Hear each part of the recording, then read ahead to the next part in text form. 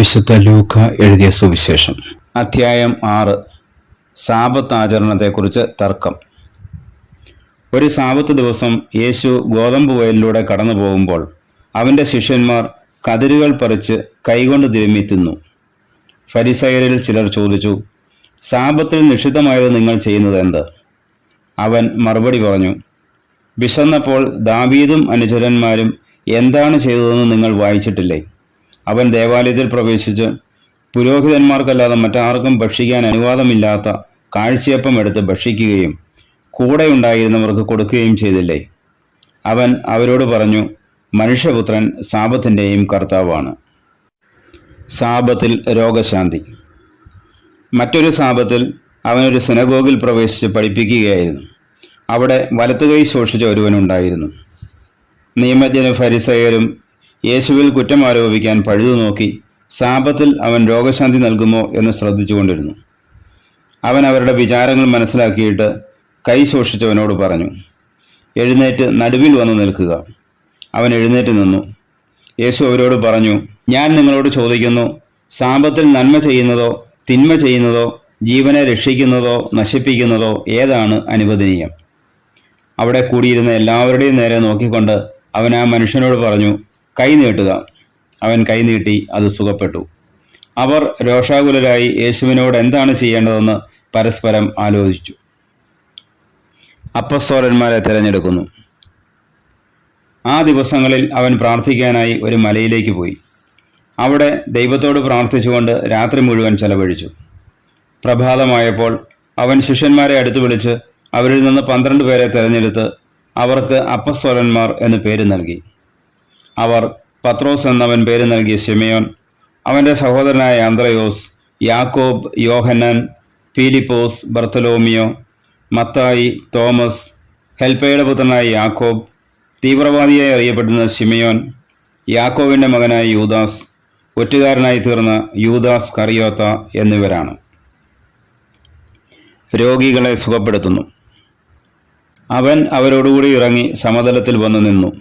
ശിഷ്യന്മാരുടെ ഒരു വലിയ ഗണവും അവൻ്റെ വചനം ശ്രവിക്കുന്നതിനും രോഗശാന്തി നേടുന്നതിനുമായി യൂദയ, ജെറൂസലേം എന്നിവിടങ്ങളിൽ നിന്നും ടൈർ, സീദോൻ എന്നീ തീരപ്രദേശങ്ങളിൽ നിന്നും വന്ന വലിയ ഒരു ജനസമൂഹവും അവിടെ ഒരുമിച്ചുകൂടി. അശുദ്ധാത്മാക്കളാൽ പീഡിതരായവർ സുഖമാക്കപ്പെട്ടു. ജനങ്ങളെല്ലാം അവനെ ഒന്ന് സ്പർശിക്കുവാൻ അവസരം പാർത്തിരുന്നു.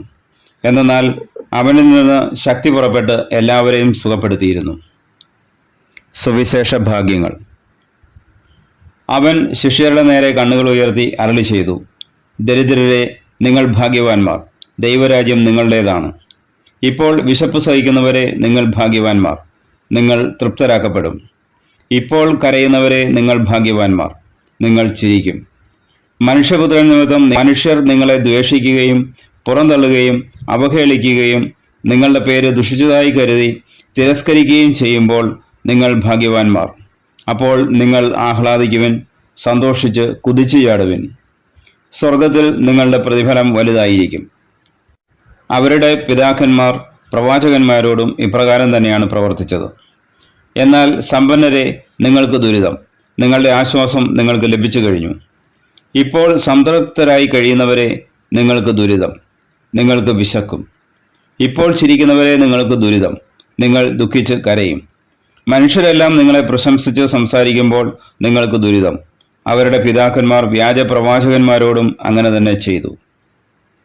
തിന്മയെ നന്മ കൊണ്ട് ജയിക്കുക. എൻ്റെ വാക്ക് ശ്രവിക്കുന്ന നിങ്ങളോട് ഞാൻ പറയുന്നു, ശത്രുക്കളെ സ്നേഹിക്കുവിൻ, നിങ്ങളെ ദ്വേഷിക്കുന്നവർക്ക് നന്മ ചെയ്യുവിൻ, ശപിക്കുന്നവരെ അനുഗ്രഹിക്കുവിൻ, അധിക്ഷേപിക്കുന്നവർക്ക് വേണ്ടി പ്രാർത്ഥിക്കുവിൻ. ഒരു ചെകിട്ടത്തടിക്കുന്നവന് മറ്റേ ചെകിട് കൂടി കാണിച്ചു കൊടുക്കുക. മേലങ്കി എടുക്കുന്നവനെ കുപ്പായം കൂടി എടുക്കുന്നതിൽ നിന്ന് തടയരുത്. നിന്നോട് ചോദിക്കുന്ന ഏതൊരുവനും കൊടുക്കുക. നിന്റെ വസ്തുക്കൾ എടുത്തുകൊണ്ട് പോകുന്നവനോട് തിരികെ ചോദിക്കരുത്. മറ്റുള്ളവർ നിങ്ങളോട് എങ്ങനെ പെരുമാറണമെന്ന് നിങ്ങൾ ആഗ്രഹിക്കുന്നുവോ അങ്ങനെ തന്നെ നിങ്ങൾ അവരോടും പെരുമാറുവിൻ. നിങ്ങളെ സ്നേഹിക്കുന്നവരെ നിങ്ങൾ സ്നേഹിക്കുന്നതിൽ എന്ത് മേന്മയാണുള്ളത്? പാപികളും തങ്ങളെ സ്നേഹിക്കുന്നവരെ സ്നേഹിക്കുന്നുണ്ടല്ലോ. നിങ്ങൾക്ക് നന്മ ചെയ്യുന്നവർക്ക് നിങ്ങൾ നന്മ ചെയ്യുന്നതിൽ എന്ത് മേന്മയാണുള്ളത്? പാപികളും അങ്ങനെ ചെയ്യുന്നുണ്ടല്ലോ. തിരിച്ചു കിട്ടുമെന്ന് പ്രതീക്ഷിച്ച് വായ്പ കൊടുക്കുന്നതിൽ എന്ത് മേന്മയാണുള്ളത്? കൊടുത്തിടത്തോളം തിരിച്ചു കിട്ടുമെന്ന പ്രതീക്ഷയിൽ പാപികളും പാപികൾക്ക് വായ്പ കൊടുക്കുന്നില്ലേ? എന്നാൽ നിങ്ങൾ ശത്രുക്കളെ സ്നേഹിക്കുവിൻ. തിരിച്ചു കിട്ടുമെന്ന് പ്രതീക്ഷിക്കാതെ മറ്റുള്ളവർക്ക് നന്മ ചെയ്യുകയും വായ്പ കൊടുക്കുകയും ചെയ്യുവിൻ. അപ്പോൾ നിങ്ങളുടെ പ്രതിഫലം വലുതായിരിക്കും.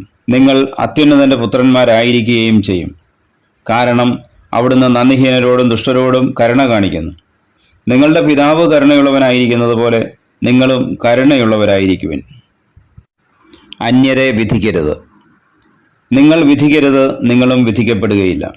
കുറ്റാരോപണം നടത്തരുത്, നിങ്ങളുടെ മേലും കുറ്റം ആരോപിക്കപ്പെടുകയില്ല. ക്ഷമിക്കുവിൻ, നിങ്ങളോടും ക്ഷമിക്കപ്പെടും. കൊടുക്കുവിൻ, നിങ്ങൾക്കും കിട്ടും. അമർത്തി കുലുക്കി നിറച്ചളന്ന് അവർ നിങ്ങളുടെ മടിയിലിട്ട് തരും. നിങ്ങൾ അളക്കുന്ന അളവ് കൊണ്ട് തന്നെ നിങ്ങൾക്കും അളന്നു കിട്ടും. അവൻ ഒരു ഉപമയും അവരോട് പറഞ്ഞു. കുരുടന് കുരുടനെ നയിക്കുവാൻ സാധിക്കുമോ? ഇരുവരും കുഴിയിൽ വീഴുകയില്ലേ? ശിഷ്യൻ ഗുരുവിനേക്കാൾ വലിയവനല്ല, എന്നാൽ എല്ലാം പഠിച്ചു കഴിയുമ്പോൾ അവൻ ഗുരുവിനെ പോലെയാകും. നിന്റെ സഹോദരന്റെ കണ്ണിലെ കരട് നീ കാണുകയും സ്വന്തം കണ്ണിലെ തടിക്കഷ്ണത്തെ ഗവനിക്കാതിരിക്കുകയും ചെയ്യുന്നത് എന്ത്? സ്വന്തം കണ്ണിലെ തടിക്കഷ്ണം കാണാതിരിക്കെ, സഹോദര, നിന്റെ കണ്ണിലെ കരട് ഞാൻ എടുത്തു കളയട്ടെ എന്ന് പറയാൻ നിനക്ക് എങ്ങനെ കഴിയും? കപട നാഠ്യക്കാരാ, ആദ്യമേ നിന്റെ കണ്ണിലെ തടിക്കഷ്ണം എടുത്തു മാറ്റുക. അപ്പോൾ നിന്റെ സഹോദരന്റെ കണ്ണിലെ കരടെടുത്തു കളയുവാൻ കഴിയത്തക്ക വിധം നിന്റെ കാഴ്ച തെളിയും. ഫലത്തിൽ നിന്ന് വൃക്ഷത്തെ അറിയുക. നല്ല വൃക്ഷം ചീത്ത ഫലങ്ങൾ പുറപ്പെടുവിക്കുന്നില്ല, ചീത്ത വൃക്ഷം നല്ല ഫലങ്ങളും. ഓരോ വൃക്ഷവും ഫലം കൊണ്ട് തിരിച്ചറിയപ്പെടുന്നു. മുൾച്ചെടിയിൽ നിന്ന് അത്തിപ്പഴമോ ഞെരിഞ്ഞിൽ നിന്ന് മുന്തിരിപ്പഴമോ ലഭിക്കുന്നില്ലല്ലോ. നല്ല മനുഷ്യൻ തൻ്റെ ഹൃദയത്തിലെ നല്ല നിക്ഷേപത്തിൽ നിന്ന് നന്മ പുറപ്പെടുവിക്കുന്നു.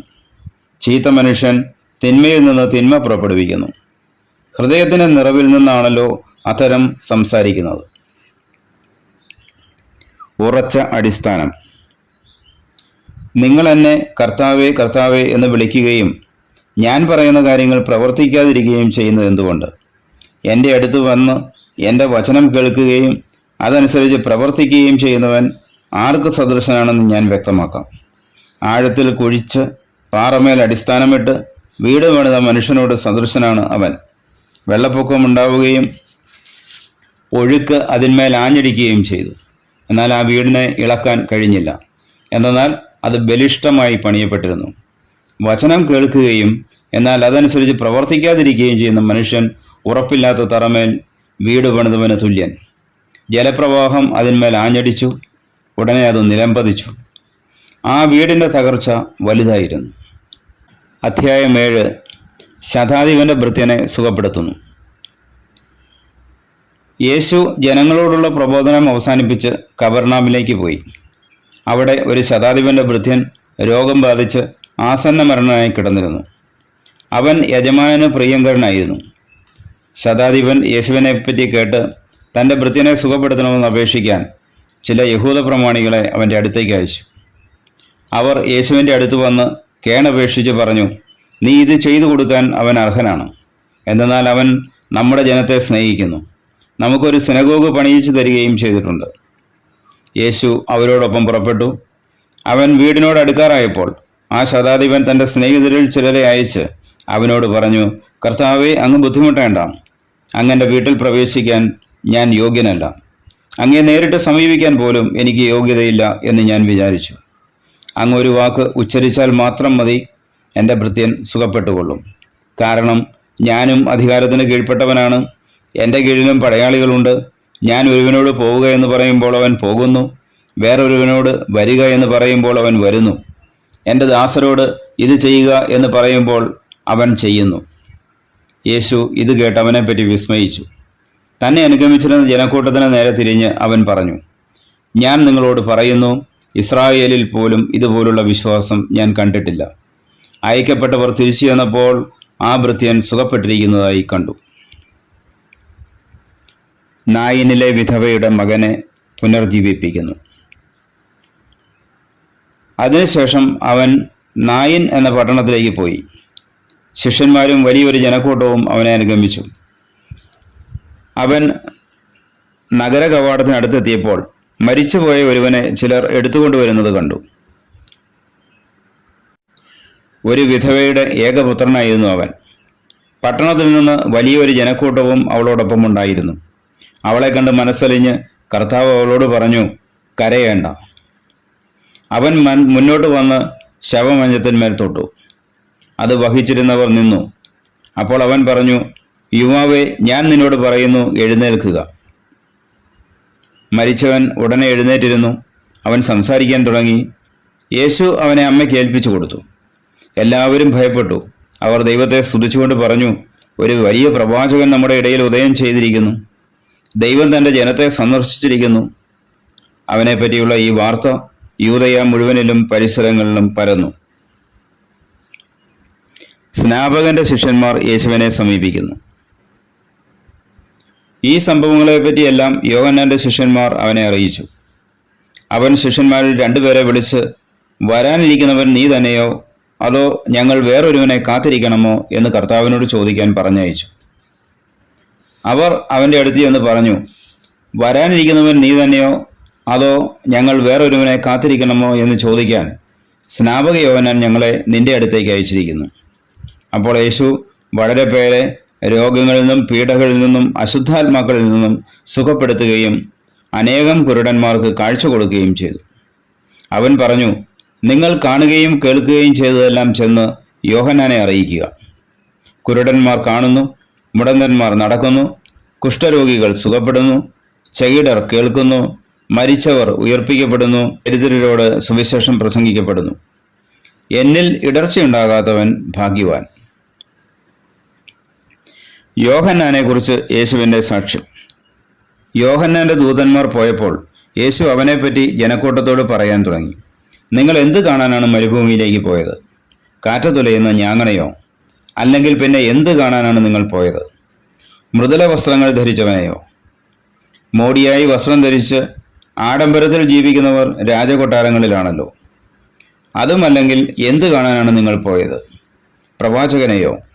അതെ, ഞാൻ നിങ്ങളോട് പറയുന്നു, പ്രവാചകനേക്കാൾ വലിയവനെ തന്നെ. ഇവനെപ്പറ്റിയാണ് ഇങ്ങനെ എഴുതിയിരിക്കുന്നത്, ഇതാ നിനക്ക് മുമ്പേ എൻ്റെ ദൂതനെ ഞാൻ അയക്കുന്നു. അവൻ മുമ്പേ പോയി നിനക്ക് വഴിയൊരുക്കും. ഞാൻ നിങ്ങളോട് പറയുന്നു, സ്ത്രീകളിൽ നിന്ന് ജനിച്ചവരിൽ യോഹന്നാനേക്കാൾ വലിയവനില്ല. എങ്കിലും ദൈവരാജ്യത്തിലെ ഏറ്റവും ചെറിയവൻ അവനേക്കാൾ വലിയവനാണ്. ഇത് കേട്ട് യോഹന്നാന്റെ ജ്ഞാനസ്നാനം സ്വീകരിച്ച സാമാന്യ ജനവും ചുങ്കക്കാരും ദൈവനീതിയെ പ്രഘോഷിച്ചു. ഫരിസേയരും നിയമജ്ഞരുമാകട്ടെ യോഹന്നാന്റെ ജ്ഞാനസ്നാനം സ്വീകരിക്കാതെ തങ്ങളെപ്പറ്റിയുള്ള ദൈവഹിതം നിരസിച്ചു കളഞ്ഞു. ഈ തലമുറയെ എന്തിനോടാണ് ഞാൻ ഉപമിക്കേണ്ടത്? അവർ ആരെ പോലെയാണ്? ഞങ്ങൾ നിങ്ങൾക്ക് വേണ്ടി കുഴലൂതിയെങ്കിലും നിങ്ങൾ നൃത്തം ചെയ്തില്ല. ഞങ്ങൾ നിങ്ങൾക്ക് വേണ്ടി വിലാപഗാനം ആലപിച്ചുവെങ്കിലും നിങ്ങൾ കരഞ്ഞില്ല എന്ന് ചന്തസ്ഥലത്തിൽ നിന്ന് കൂട്ടുകാരോട് വിളിച്ചു പറയുന്ന കുട്ടികളെ പോലെയാണ് അവർ. എന്തെന്നാൽ യോഹന്നാൻ അപ്പം ഭക്ഷിക്കാത്തവനും വീഞ്ഞു കുടിക്കാത്തവനുമായി വന്നു. അവനെ പിശാച് ബാധിച്ചിരിക്കുന്നു എന്ന് നിങ്ങൾ പറയുന്നു. മനുഷ്യപുത്രൻ ഭക്ഷിക്കുന്നവനും പാനം ചെയ്യുന്നവനുമായി വന്നു. അപ്പോൾ ഇത് ഭോജനപ്രിയനും മദ്യപനും ചുങ്കക്കാരുടെയും പാപികളുടെയും സ്നേഹിതനുമായ മനുഷ്യൻ എന്ന് നിങ്ങൾ പറയുന്നു. ജ്ഞാനം ശരിയെന്ന് തെളിയുന്നത് അത് സ്വീകരിക്കുന്നവരിലൂടെയാണ്. പാപിനിക്ക് മോചനം. ഫരിസയരിൽ ഒരുവൻ തന്നോടൊത്ത് ഭക്ഷണം കഴിക്കാൻ അവനെ ക്ഷണിച്ചു. യേശു അവൻ്റെ വീട്ടിൽ പ്രവേശിച്ച് ഭക്ഷണത്തിനിരുന്നു. അപ്പോൾ ആ പട്ടണത്തിലെ പാപിനിയായ ഒരുവൾ ഫരിസയൻ്റെ വീട്ടിൽ അവൻ ഭക്ഷണത്തിനിരിക്കുന്നു എന്നറിഞ്ഞ് ഒരു വെൺകൽഭരണി നിറയെ സുഗന്ധ തൈലവുമായി അവിടെ വന്നു. അവൾ അവൻ്റെ പിന്നിൽ പാദത്തിനരികെ കരഞ്ഞുകൊണ്ട് നിന്നു. കണ്ണീരുകൊണ്ട് അവൾ അവൻ്റെ പാദങ്ങൾ കഴുകുകയും തലമുടി കൊണ്ട് തുടയ്ക്കുകയും ചുംബിക്കുകയും സുഗന്ധ തൈലം പൂശുകയും ചെയ്തു. അവനെ ക്ഷണിച്ച ആ ഫരിസയൻ ഇത് കണ്ട് സ്വഗതമായി പറഞ്ഞു, ഇവൻ പ്രവാചകനാണെങ്കിൽ തന്നെ സ്പർശിക്കുന്ന സ്ത്രീ ആരെന്നും ഏത് തരക്കാരിയെന്നും അറിയുമായിരുന്നു. ഇവൾ ഒരു പാപിനിയാണല്ലോ. യേശു അവനോട് പറഞ്ഞു, ശിമയോനെ, എനിക്ക് നിന്നോട് ഒരു കാര്യം പറയാനുണ്ട്. ഗുരു അരുളി ചെയ്താലും എന്നവൻ പറഞ്ഞു. ഒരു ഉത്തമർണന് 2 കടക്കാർ ഉണ്ടായിരുന്നു. ഒരുവൻ 500 മറ്റവൻ 50 ദനാറ കടപ്പെട്ടിരുന്നു. വീട്ടാൻ കഴിവില്ലാത്തതുകൊണ്ട് ഇരുവർക്കും അവൻ ഇളച്ചു കൊടുത്തു. ആ 2 പേരിൽ ആരാണ് അവനെ കൂടുതൽ സ്നേഹിക്കുക? ശിമയോൻ മറുപടി പറഞ്ഞു, ആർക്ക് അവൻ കൂടുതൽ ഇളവ് ചെയ്തോ അവൻ എന്ന് ഞാൻ വിചാരിക്കുന്നു. അവൻ പറഞ്ഞു, നീ ശരിയായി തന്നെ വിധിച്ചു. അനന്തരം യേശു ആ സ്ത്രീയുടെ നേരെ തിരിഞ്ഞ് ശിമയോനോട് പറഞ്ഞു, നീ ഈ സ്ത്രീയെ കാണുന്നല്ലോ. ഞാൻ നിന്റെ വീട്ടിൽ വന്നു കാല് കഴുകുവാൻ നീ എനിക്ക് വെള്ളം തന്നില്ല. എന്നാൽ ഇവൾ കണ്ണീര് കൊണ്ട് എൻ്റെ കാല് കഴുകുകയും തലമുടി കൊണ്ട് തുടയ്ക്കുകയും ചെയ്തു. നീ എനിക്ക് ചുംബനം തന്നില്ല. എന്നാൽ ഞാനിവിടെ പ്രവേശിച്ചത് മുതൽ എൻ്റെ പാദങ്ങൾ ചുംബിക്കുന്നതിൽ നിന്ന് ഇവൾ വിരമിച്ചിട്ടില്ല. നീ എൻ്റെ തലയിൽ തൈലം പൂശിയില്ല, ഇവളോ എൻ്റെ പാദങ്ങളിൽ സുഗന്ധതൈലം പൂശിയിരിക്കുന്നു. അതിനാൽ ഞാൻ നിന്നോട് പറയുന്നു, ഇവളുടെ നിരവധിയായ പാപങ്ങൾ ക്ഷമിക്കപ്പെട്ടിരിക്കുന്നു. എന്തെന്നാൽ ഇവൾ അധികം സ്നേഹിച്ചു. ആരോട് അല്പം ക്ഷമിക്കപ്പെടുന്നുവോ അവൻ അല്പം സ്നേഹിക്കുന്നു. അവൻ അവളോട് പറഞ്ഞു, നിന്റെ പാപങ്ങൾ ക്ഷമിക്കപ്പെട്ടിരിക്കുന്നു. അവനോടുകൂടെ പന്തിയിലിരുന്നവർ പരസ്പരം പറയാൻ തുടങ്ങി, പാപങ്ങൾ ക്ഷമിക്കുക പോലും ചെയ്യുന്ന ഇവൻ ആരാണ്? അവൻ അവളോട് പറഞ്ഞു, നിന്റെ വിശ്വാസം നിന്നെ രക്ഷിച്ചിരിക്കുന്നു. സമാധാനത്തോടെ പോവുക. അധ്യായം 8. യേശുവിനെ അനുഗമിച്ച സ്ത്രീകൾ. അതിനുശേഷം യേശു പട്ടണങ്ങളിലും ഗ്രാമങ്ങളിലും ചുറ്റി സഞ്ചരിച്ച് പ്രസംഗിക്കുകയും ദൈവരാജ്യത്തിൻ്റെ സുവിശേഷം അറിയിക്കുകയും ചെയ്തു. 12 പേരും അവനോടുകൂടെ ഉണ്ടായിരുന്നു. അശുദ്ധാത്മാക്കളിൽ നിന്നും മറ്റു വ്യാധികളിൽ നിന്നും വിമുക്തരാക്കപ്പെട്ട ചില സ്ത്രീകളും 7 ദുഷ്ടാത്മാക്കൾ വിട്ടുപോയവളും മഗ്ദലേന എന്ന് വിളിക്കപ്പെടുന്നവളുമായ മറിയവും ഹെറോദേസിൻ്റെ കാര്യസ്ഥനായ കൂസായുടെ ഭാര്യ യോവാനെയും സൂസന്നെയും തങ്ങളുടെ സമ്പത്ത് കൊണ്ട് അവരെ ശുശ്രൂഷിച്ചിരുന്ന മറ്റു പല സ്ത്രീകളും അവരോടൊപ്പമുണ്ടായിരുന്നു. വിതക്കാരൻ്റെ ഉപമ. പല പട്ടണങ്ങളിൽ നിന്നും വന്നുകൂടിയ വലിയൊരു ജനക്കൂട്ടത്തോട് ഉപമയിലൂടെ അവൻ അരുളി ചെയ്തു. വിതക്കാരൻ വിതയ്ക്കാൻ പുറപ്പെട്ടു. വിതയ്ക്കുമ്പോൾ ചിലത് വഴിയരിയിൽ വീണു. ആളുകൾ അത് ചവിട്ടിക്കളയുകയും പക്ഷികൾ വന്ന് തിന്നുകയും ചെയ്തു. ചിലത് പാറമേൽ വീണു. അത് മുളച്ചു വളർന്നെങ്കിലും നനവില്ലാതിരുന്നതുകൊണ്ട് ഉണങ്ങിപ്പോയി. ചിലത് മുൾച്ചെടികൾക്കിടയിൽ വീണു. മുൾച്ചെടികൾ അതിനോടൊപ്പം വളർന്ന് അതിനെ ഞെരുക്കിക്കളഞ്ഞു. ചിലത് നല്ല നിലത്ത് വീണു. അത് വളർന്ന് 100 മേനി ഫലം പുറപ്പെടുവിച്ചു. തുടർന്ന് അവൻ സ്വരമുയർത്തി പറഞ്ഞു, കേൾക്കാൻ ചെവിയുള്ളവൻ കേൾക്കട്ടെ. ഉപമയുടെ വിശദീകരണം. ഈ ഉപമയുടെ അർത്ഥമെന്ത് എന്ന് ശിഷ്യന്മാർ അവനോട് ചോദിച്ചു. അവൻ പറഞ്ഞു, ദൈവരാജ്യത്തിൻ്റെ രഹസ്യങ്ങൾ അറിയാൻ വരം ലഭിച്ചിരിക്കുന്നത് നിങ്ങൾക്കാണ്. മറ്റുള്ളവർക്കാകട്ടെ അവ ഉപമകളിലൂടെ നൽകപ്പെടുന്നു. അവർ കണ്ടിട്ടും കാണാതിരിക്കുന്നതിനും കേട്ടിട്ടും ഗ്രഹിക്കാതിരിക്കുന്നതിനും വേണ്ടിയാണ് അത്.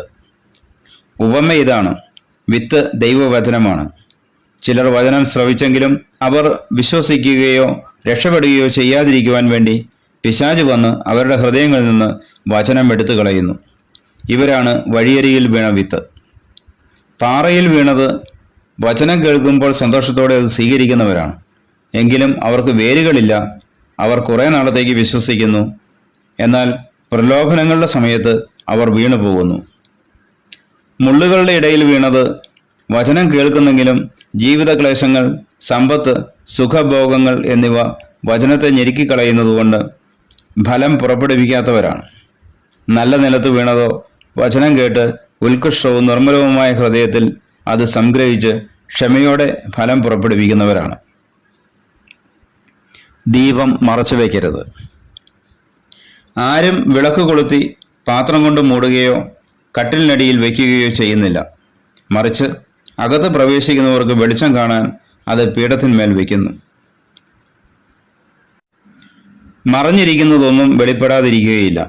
അറിയപ്പെടാതെയും വെളിച്ചത്ത് വരാതെയും ഇരിക്കുന്ന രഹസ്യവുമില്ല. ആകയാൽ നിങ്ങൾ എപ്രകാരമാണ് കേൾക്കുന്നതെന്ന് സൂക്ഷിച്ചുകൊള്ളുവിൻ.